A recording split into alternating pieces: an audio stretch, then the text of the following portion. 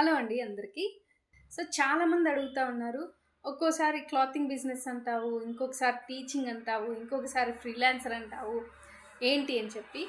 So, యాక్చువల్‌గా నేను అసలు ఈ సోషల్ మీడియాకి రావడమే నేనొక ఆన్‌లైన్ టీచింగ్ చేయడానికి వచ్చాననమాట. యాక్చువల్‌గా నేను చదివింది బీఎస్సీ ఎంఎల్టీ అనమాట. Lab technician. సో, నేను ఆన్‌లైన్‌కి రావడానికి ఇంకా సిస్టమ్ వర్క్ అంతా నేర్చుకోవడం జరిగింది. సో, నేను సిస్టమ్ వర్క్ నేర్చుకున్నా కాబట్టి ఇతరులకు గూడా ఆ వర్క్స్ అనేది చేసిస్తే చాలా బావుంటుందనే ఉద్దేశ్యంతో ఫ్రీలాన్సర్‌గా అయితే అడుగుపెట్టాననమాట. నాకు ఉన్న ఆలోచన ఏంటి అంటే ఇప్పుడున్న ఖర్చుల్లో మనము ఒక్క స్ట్రీమ్‌లో ఉంటూ ఒక్క సంపాదనతో మనం అన్ని ఖర్చులు మేనేజ్ చేయలేమనమాట.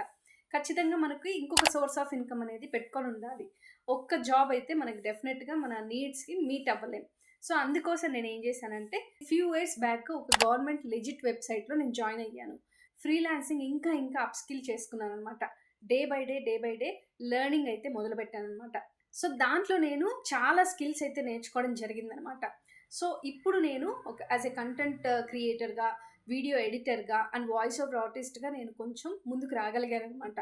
సో, ఆ యొక్క గవర్నమెంట్ లెజిట్ వెబ్‌సైట్ ద్వారా కూడా మనకి ఎర్నింగ్ అయితే ఉంటుందనమాట. సో, అది కూడా నేను సైడ్ ఇన్‌కమ్‌గా పెట్టుకోవడం జరిగింది. లేటెస్ట్‌గా దాని నుంచి ఎర్నింగ్స్ కూడా మీకు చూపిస్తున్నాను చూడండి. సో, మనం ఏదైతే ఒక ఫీల్డ్‌లోకి వెళ్ళినామో దాని నుంచి ఎర్నింగ్స్ అయితే ఖచ్చితంగా ఉండేలాగా చూసుకోండి. అంటే ఇప్పుడు జనరల్‌గా ఆన్‌లైన్‌లో చాలా వర్క్ ఫ్రమ్ హోమ్స్ ఉంటాయి. చాలా వరకు అది నమ్మలేమనమాట ఎవరు గూడా.